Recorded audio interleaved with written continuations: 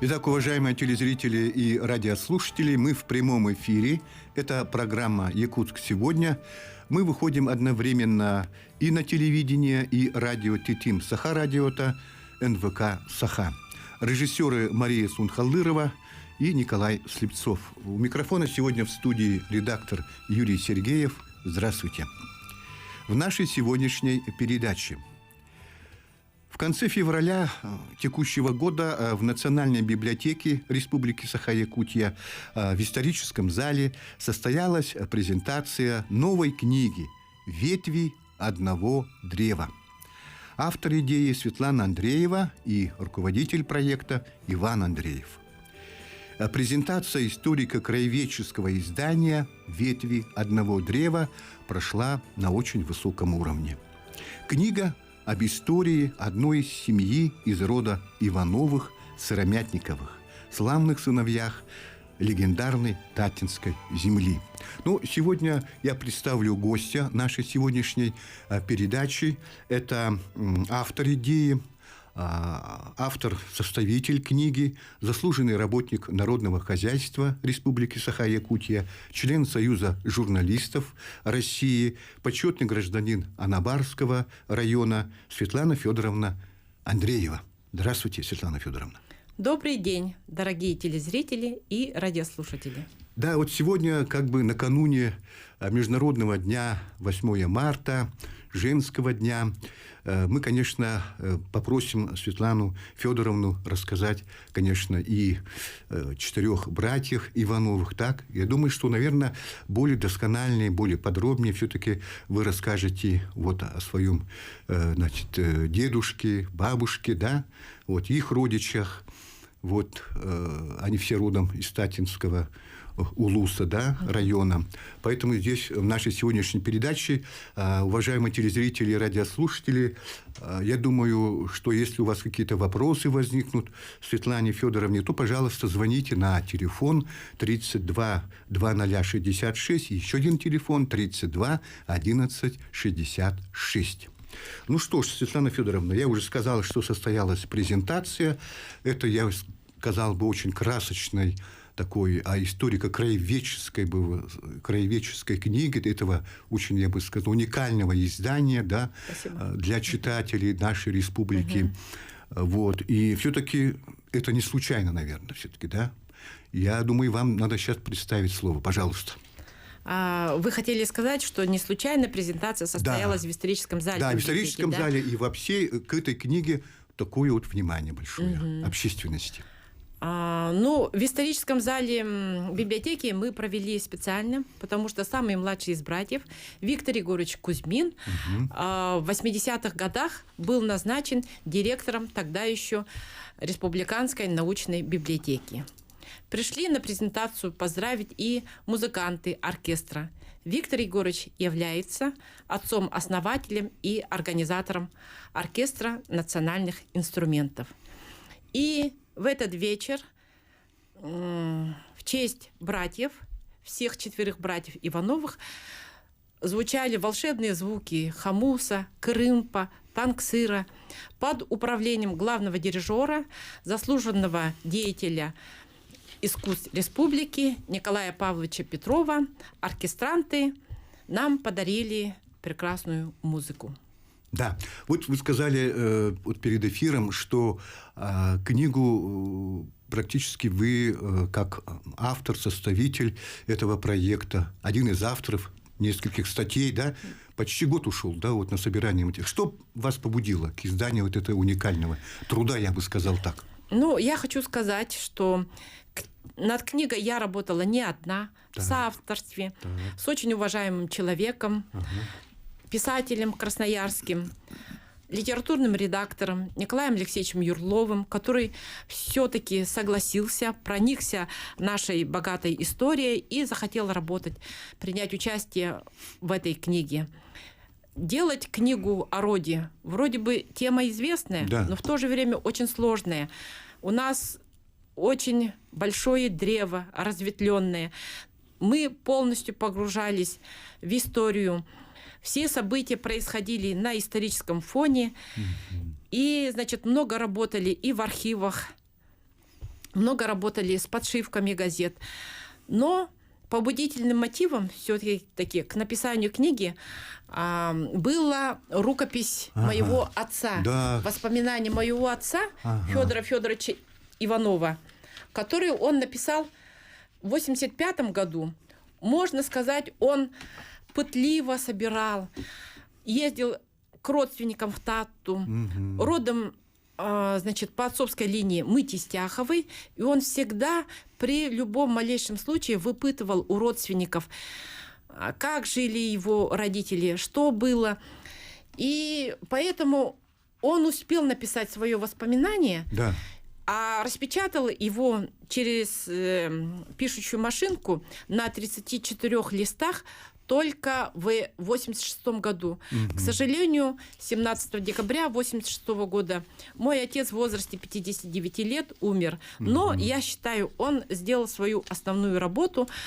Төрепеттерим тугунан ахты тахсыбыта, суруйбыта, оны мен бу, значит, кинегега онон туганаммын, аймақтарым тугунан улахан кен кинеге тахардым. Да, все-таки вот давайте-ка обратимся к истории, да, вот к тем корням, к истокам, откуда появился ваш род, откуда он начался, скажем так, да, в какой-то мере. Вот Федора Илларионовича давайте начнем. Потом мы постепенно будем рассказывать и о бабушке вашей, тоже известной женщине, Марии Илларионовне. Это тоже уникальные личности своего рода. Пожалуйста, вам слово.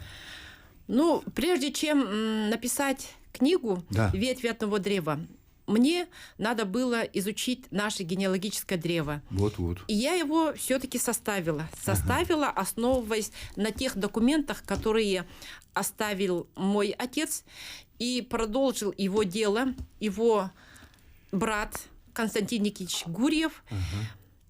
И, значит, имея теперь в наш информационный век столько техники, такую возможность и начертить, и напечатать, да, у нас сейчас через принтер все выкатывается, поэтому, хотя было сложно, но все-таки я разобралась в родственных перипетиях и составила генеалогическое древо, чем я, конечно, очень довольна. Да, конечно. И мы изучили до 7-го колена, до 7-го поколения наш род. И, значит, по линии Соремятниковых родоначальником у нас является Багдакы Уохук. Он жил в Есинском наследии.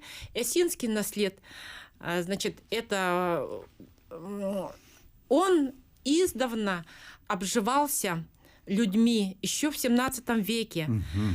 Не зря в самом названии, значит, этот хозяин тайги присутствует от слова «эге».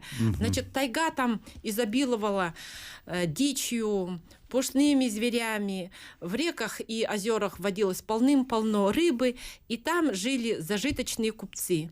Наш дедушка Илларион Дмитриевич Соремятников по материнской линии, он был зажиточным купцом. Вот. И любил он хаживать как на север, так и на запад за диковинными для якутской глубинки товарами. И, значит, вот в этой дальней поездке, в дальних рискованных путешествиях, с ним и познакомился мой другой дедушка, значит, Федор Илларионович Тистяхов. Федор Илларионович Тистяхов в свое время был старшиной, даже князем Таттинского наслега. Он потомок могучего рода Мадюкан, второго игидейского наслега Батурусского улуса. Вот. Встретились два сильных, отважных смельчака, и они смело отправлялись в самые рискованные путешествия. Доходили вплоть до золотоносных приисков Бадайбо, хаживали и на север, Охотск, Аймякон. Мы даже нашли седло нашего дедушки, то есть не мы нашли, мы знаем, что это седло теперь ценный экспонат Верхоянского музея. Музей его, там находится, да? Нет, они нашли, найден был на границе Верхоянского и Тампонского районов, и поэтому сейчас хранится в Верхоянском музее. Живой свидетель. Вот, видите, как, его да? дальних странствий. Ну, вот сейчас как раз на экранах вот промелькнула вот эта фотография, да, вот, поэтому это очень тоже уникальная вещь, я считаю. Ну, и все-таки и дальше вот судьба как сложилась вот Федора Илларионовича, наверное, вот потом уже он познакомился и с Марией Илларионовной, вот как это все произошло? Федор Илларионович вот в своей дальней поездке, ага. Значит, как-то посетовал своему другу, напарнику Дарбески Сермятникову, Ага. мол, мне уже скоро за 40 лет, Так. а наследников я и не нажил. Первая жена умерла, детей у них не было, и тут ему Дарбески Сермятников и предложил: да вот у меня есть дочка на выданье, Да. бери ее в жены. Вот. А жена Мария Илларионовна, ну то есть дочка Дарбески, оказалась под стать старшине. Значит, Дарбеска Федор Тестяхов хоть и не был образованным, но он хорошо знал арифметический счет, ну, торговец все-таки. Да-да. И в дальних поездках за пределы Якутской области он даже знал русский язык, очень хорошо играл в карты, в этом ему не было равных. Ну, понятно. Ну, в общем, был такой смекалистый и да, очень ловкий важный. такой смекалистый человек, да.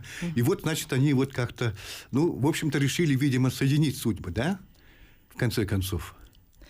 Дарбеске идея понравилась. Так.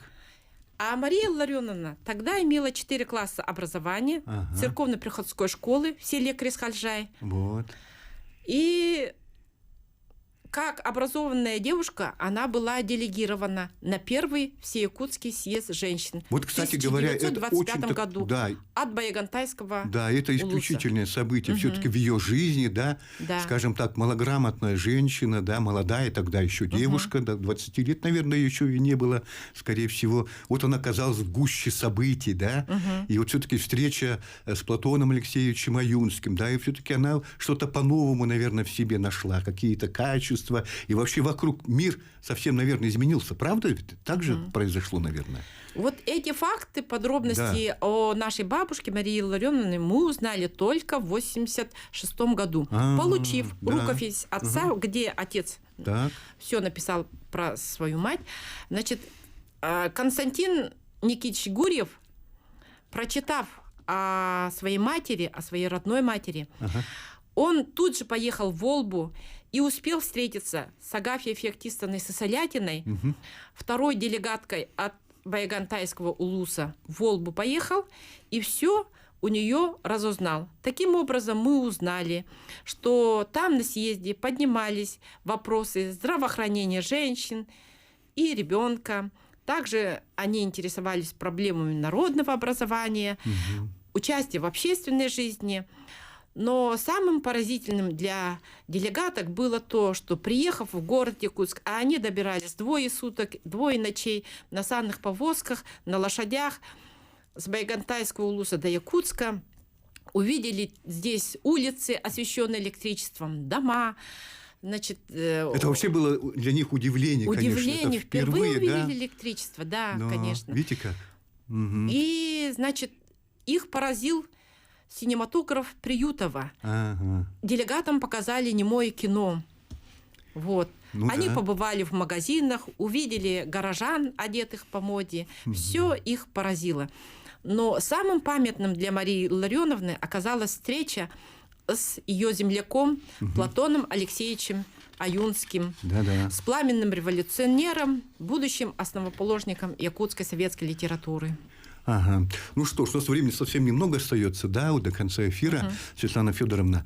Все-таки давайте, вот она родила 6 детей же, да? Ну, вы жили только 4, получается. В браке с Тестяховым, да, Да, выжили в только браке, 4. К сожалению, наша бабушка Мария Илларионовна умерла в 1938 году, молодая совсем родив женщина, да. Виктора, самого младшего. Она по обыкновению вышла в хатон. Родила она в декабре, вышла в хатон, ухаживала за скотом.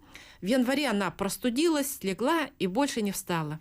умирая, она завещала своему мужу Федору Тестяхову. А, кстати, во время бракосочетания, значит, они поменяли, боясь гонений на кулаков, поменяли свою фамилию. С Тестяховых они стали Ивановыми. Ну вот давайте так тогда, давайте тогда расскажем о этих 4 братьях Ивановых, да, пожалуйста. Ну, думаю, что дадите небольшую характеристику, так, скажем. Нет, сейчас я скажу, что умирая, бабушка завещала дать детям во что бы то ни стало образование, 2 оставить себе, а 2 отдать в бездетные семьи. Так Федор и Иван остались с отцом, а отец был к тому времени незрячным. Из 12 лет супружеской жизни 4 года он был ослепшим на оба глаза в результате несчастного случая. Ну, значит, мой отец и Иван стали поводырями отцу. Вот Федор Иванов-Тестяхов прожил до 50-го года, ушел в возрасте 65 лет. А другие дети были отданы в другие семьи. Так Виктор стал Кузьминым, а Константин стал Гурьевым. Вот только все это знал, он же очевидец событий, мой отец.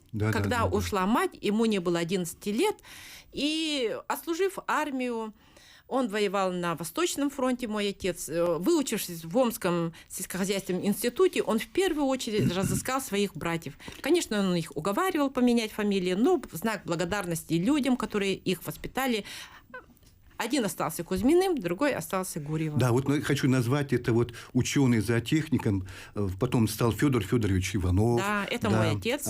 Потом журналист Иван Федорович Иванов, геолог и писатель Константин Никитич Гурьев, и видный руководитель, тоже один руководящих работников, Виктор Егорович Кузьмин. Вот вкратце характеризуйте. Вершиной творчества Виктора Егорыча на родной Татинской земле. Он начал работать учителем математики, директором школы Тыкельской. В 11 лет проработал в аппарате райкома партии, и вершиной его деятельности на родине предков стало создание историко-мемориального комплекса «Якутская политическая ссылка». Во всем поддерживая инициативу народного писателя Сорона Маллона, он вел большую, деятельность по тому, чтобы начать строительство мемориала собственными силами. И им это удалось. Да, несколько слов о Федоре Федоровиче Иванове, вашем отце. Мой отец ученый-зоотехник, новатор, рационализатор, пионер в выведении новой породы оленей путем скрещивания тафаларских с авенскими, депутат 6-го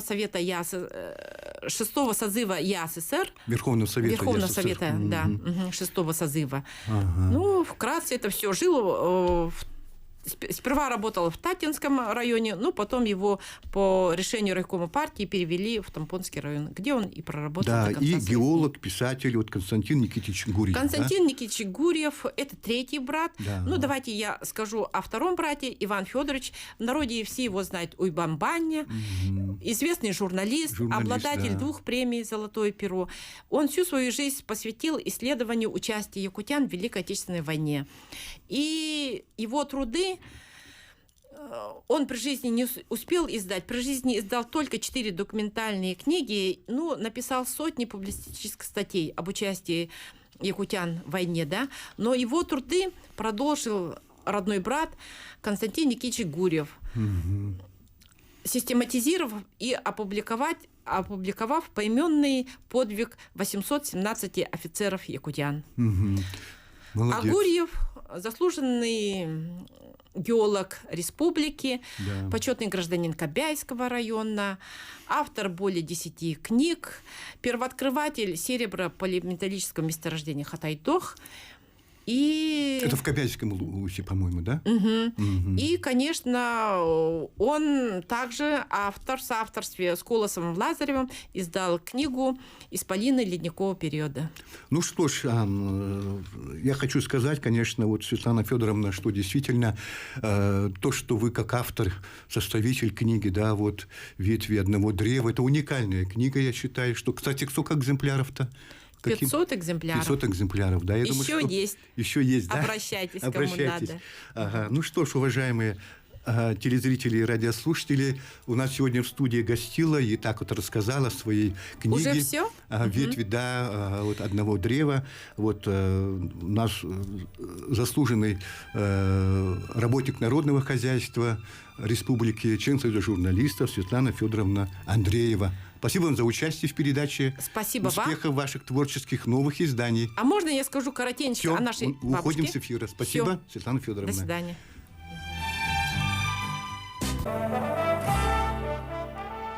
Это «Якутск сегодня». Уважаемые телезрители и радиослушатели, продолжаем наш прямой эфир.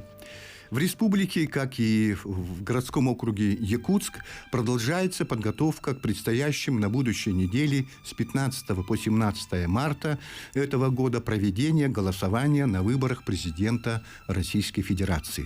И вот в связи с этим мы пригласили в нашу студию члена Якутской городской территориальной избирательной комиссии с правом решающего голоса Ларису Сергеевну Ефремову. Здравствуйте. Здравствуйте. Уважаемые слушатели, избиратели, можно так тоже выразиться, ваши вопросы, которые могут возникнуть в ходе нашего сегодняшнего прямого эфира, задавайте по телефону 32 2066 и 32 11 66. Ну что ж, мы начинаем нашу передачу. Так, Лариса Сергеевна, давайте расскажем нашим телезрителям и радиослушателям, как проходит подготовка к проведению выборов на избирательных участках городского округа город Якутск. Пожалуйста, вам слово. Рада приветствовать от имени Якутской городской территориальной избирательной комиссии всех избирателей и проживающих на территории города Якутска и города Жатай. В этом году у нас, как и на территории всей Российской Федерации, организовано 3-дневное голосование на выборах президента Российской Федерации 15, 16 и 17 марта. Подготовка к дням голосования в целом началась уже давно, с момента назначения выборов с декабря 2023 года. За это время проведено уже огромное количество совещаний, решено много организационных вопросов, численность состава участковых избирательных комиссий также обновлена и так далее. Всего по городу Якутску на данный момент действует 126 участковых избирательных комиссий.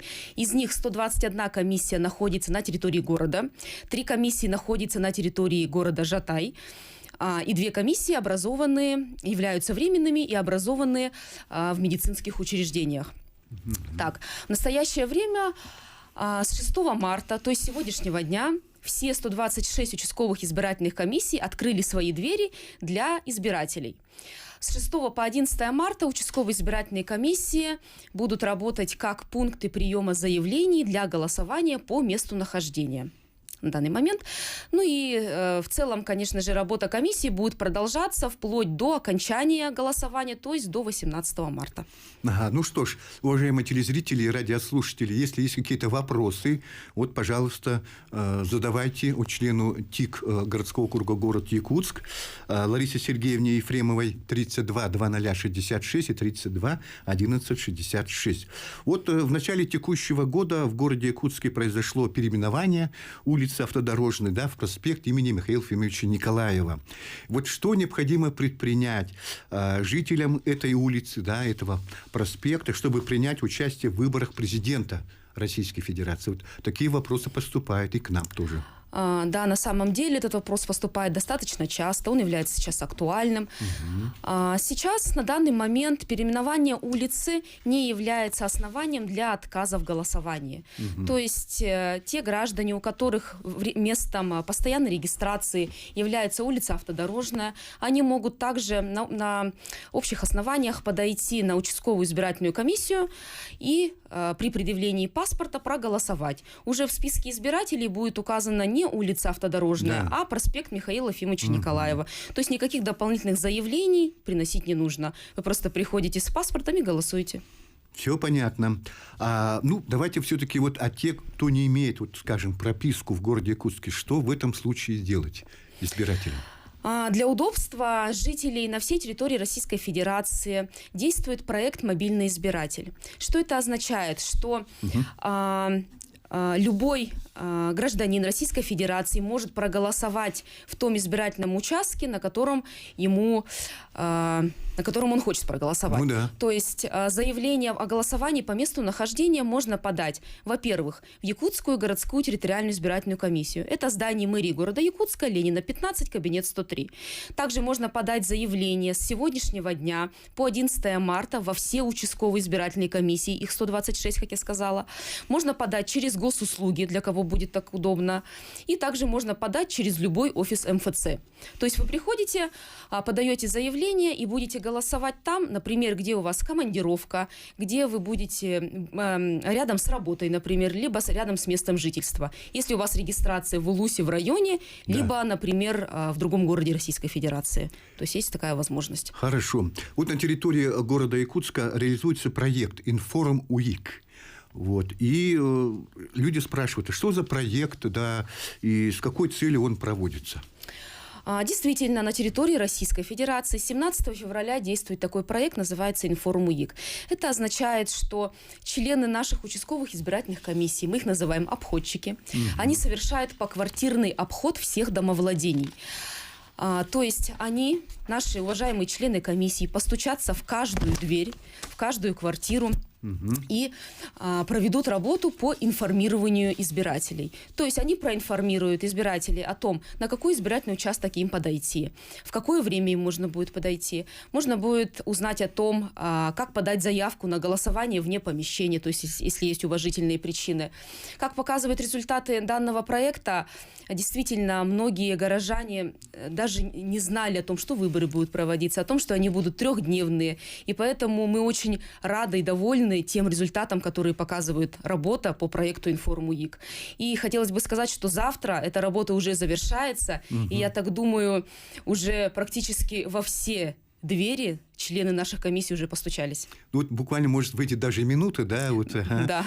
члены ТИК, скажем, да, вот волонтеры тоже вот посещают дома наших горожан. Да, до завтра. Вот их нужно пропускать в любом случае, наверное. Да, конечно же, у них будут опознавательные знаки, жилет, синяя сумка. Обязательно требуйте у них удостоверение, которое они с собой носят, и у них будет с собой планшет.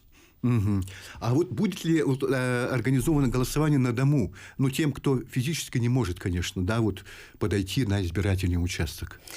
Тоже актуальный вопрос. Да, вопрос очень актуальный. Каждый гражданин Российской Федерации, избиратель, имеет право, если у него имеется уважительная причина, например, состояние здоровья или мама сидит по уходу за ребенком, либо имеются больные родственники, можно подать заявку на участковую избирательную комиссию о том, что вы приглашаете их в такое-то время, оставив свой номер телефона, и хотите проголосовать. Члены участковой избирательной комиссии по своему графику к вам подъедут, и вы сможете с соблюдением тайны голосования, безусловно, все условия будут соблюдены, вы сможете проголосовать у себя дома. Но для этого обязательно нужно подать заявку в комиссию. Хорошо. Ну, кому-то, может, еще непонятно, что и как делать. Пожалуйста, тогда звоните нам на телефон прямого эфира 32 2066 и 32 11 66.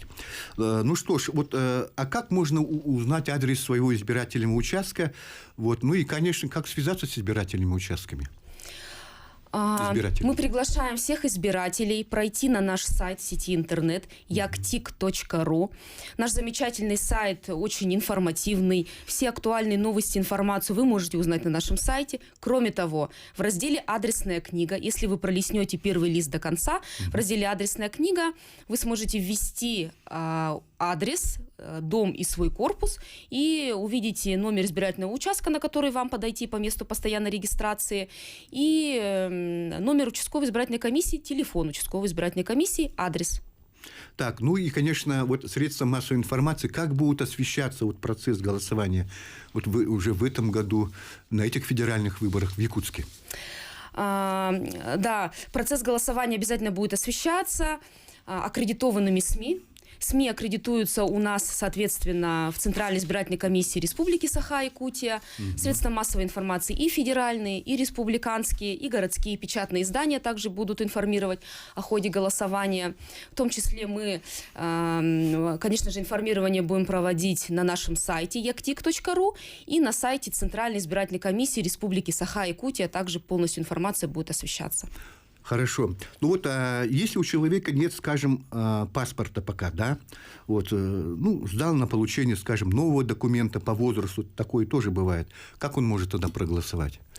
В тот момент, когда гражданин сдает свой паспорт, хочет его поменять, ему выдают временное удостоверение личности, и избиратель совершенно на тех же основаниях, как и имея паспорт, может подойти с этим временным удостоверением и проголосовать на избирательном участке. На свой же избирательный участок может только подойти, да? Да, по месту постоянной регистрации, соответственно.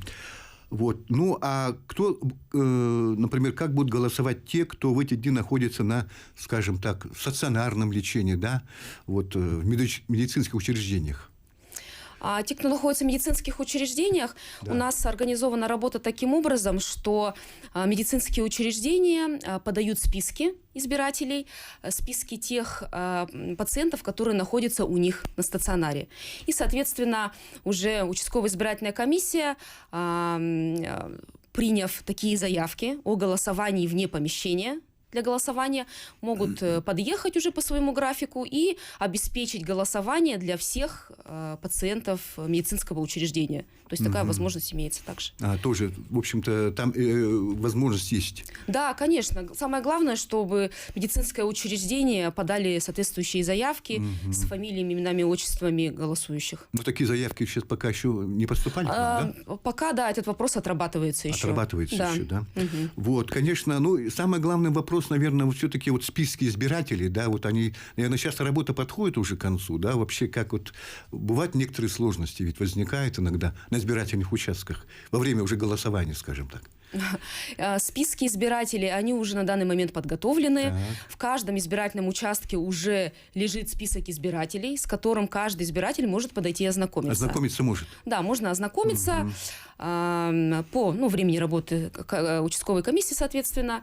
И я бы не сказала, что имеются какие-то особенные сложности. Вся информация актуальная о месте регистрации к нам поступает со сведений органа местного самоуправления, от органов регистрационного учета. То есть мы информацию постоянно актуализируем, и граждане смогут без проблем найти себя в списке избирателей. Если они прикрепились по проекту «Мобильный избиратель», то есть подали заявление, соответственно, они также будут находиться в данном списке, то есть они смогут там себя найти. Ну вот мы, значит, вы сказали, что вообще мы прекрасно тоже знаем, что трехдневные будут, да, голосования на выборах президента Российской Федерации. Ну, в первый день проголосовавшие люди тоже будут, и во второй, и в третий, скажем так, завершающий день, да. А как вот храниться будут бюллетени? Все-таки это вот сохранность бюллетеней вот в этот промежуток времени в течение 3 дней ведь тоже возникают, может, какие-то вопросы или как? На территории каждого избирательного участка стоят сейфы. Они уже сейчас там стоят. Также будет вести работу свою круглосуточную службу сотрудник полиции, который будет прикреплен к каждому избирательному участку. И в тот момент, когда в 20:00 каждый день будет закрываться избирательный участок, сотрудник полиции на всю ночь остается в данном помещении. Помещение для голосования в целом снаружи опечатывается. То есть никто, даже члены комиссий, не имеет права зайти в данный избирательный участок. Кроме того, организовано видеонаблюдение круглосуточное. Поэтому вопросы сохранности избирательных бюллетеней, которые будут находиться в сейфе под строжайшим, естественно, контролем и надзором сотрудника полиции, видеокамер, этот вопрос отработан на высочайшем уровне, поэтому мы все возможное для сохранности и обеспечение тайны голосования мы обеспечили. Ну, конечно, вот самый главный тоже вопрос – это обеспечение безопасности, конечно, на избирательных участках. Буквально вот в эти 3 дня, да, голосования. Вот, нынче, наверное, будет все-таки какое-то усиление небольшое.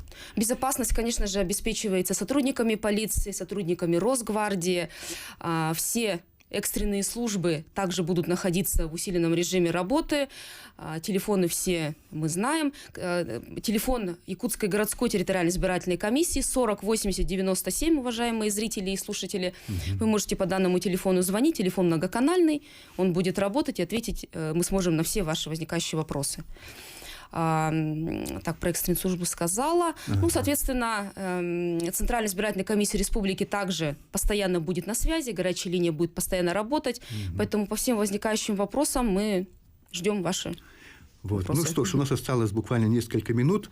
Вот, Лариса Сергеевна, несколько слов, наверное, о избирательном бюллетене наших радиослушателей, зрителей. Познакомьте, что он из себя будет представлять в этот раз.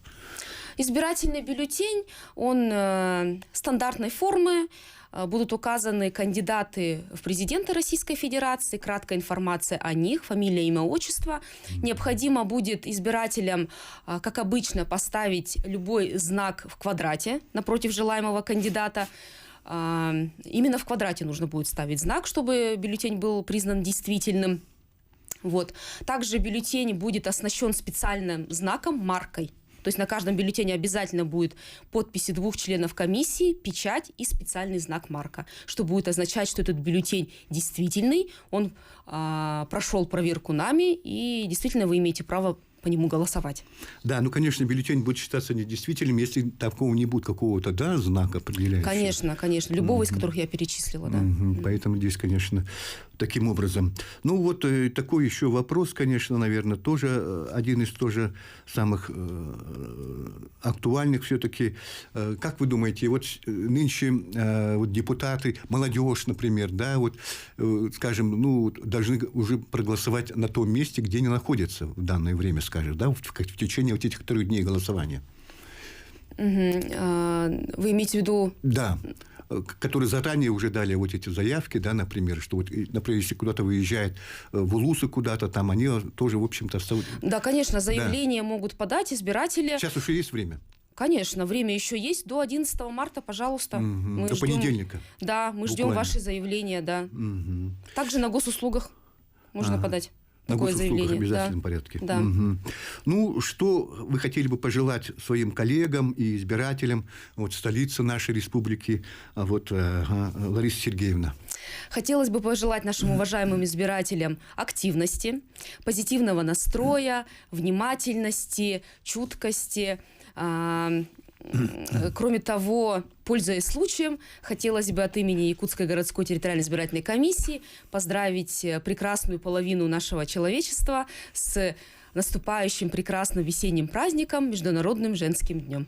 Ну да, я тоже вот присоединяюсь тоже к вашим, наверное, поздравлениям. Да, вот лично вас, Лариса Сергеевна, тоже поздравляем вот с наступающим Международным женским днем. Тоже желаем вам успехов в вашей работе. Надеемся, что и выборы пройдут у нас также стабильно, спокойно, да, вот 15, 16, 17 марта этого года, вот во время голосования на выборах президента Российской Федерации. У нас сегодня в студии отвечала на вопросы член Якутской городской территориальной избирательной комиссии с правом решающего голоса Лариса Сергеевна Ефремова. Спасибо большое. Да. Ну что ж, уважаемые телезрители и радиослушатели, на этом наша сегодняшняя передача «Якут сегодня» подошла к концу. До свидания. Всего доброго. До встречи через неделю.